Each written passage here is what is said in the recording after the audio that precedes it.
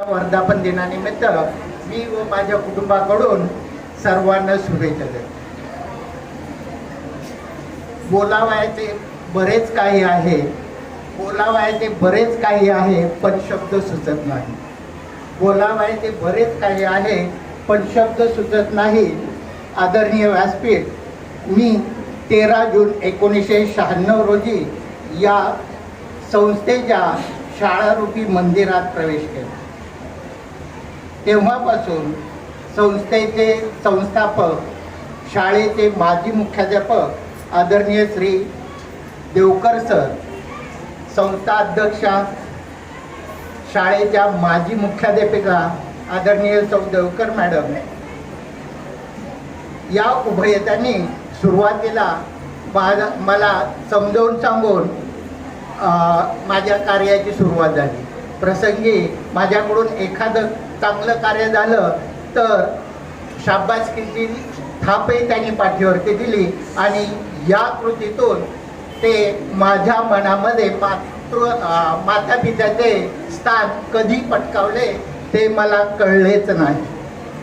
शालेय समितीचे अध्यक्ष आदरणीय श्री घाडगे सर, संस्थेचे सर्व विश्वस्त, RS देवकर इंग्लिश मीडियम स्कूलच्या चेअरमन सौ घाडगे मॅडम, मुख्याध्यापक श्री थोरात सर, पर्यवेक्षक माने सर, सर्व विभागाचे शिक्षकवृंद, येथे उपस्थित नसलेले माझी शाळेचे मुख्याध्यापक वाघमारे सर, सेवानिवृत्त शिक्षिका सौ Kodgule madam, Anita Jadhav madam, Sarita Jadhav madam आणि आज हयात नसलेले दिवंगत कांबळे सर, हे सर्व यांच्या सहकार्यानं या ठिकाणी आमच्यामध्ये जे जिव्हाळ्याचे नाती, आपुलकीचे स्नेह जोडले गेले हे कधी मला कळलेच नाही. मी गेली 28 वर्ष या संस्थेत या शाळारूपी मंदिरातील विद्यार्थ्यांना अध्यापन करण्याचे किंवा घडवण्याचे कार्य करत शिक्षकाचा गुरु कधी झालं हेही मला कळले नाही.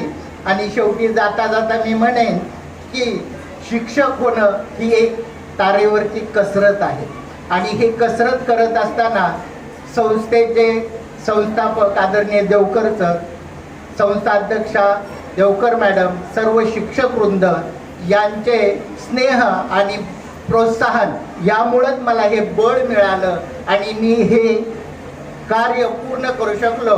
एवढं बोलून मी या सर्वांना धन्यवाद देतो आणि मी माझं भाषण संपवतो. जय हिंद, जय महाराष्ट्र.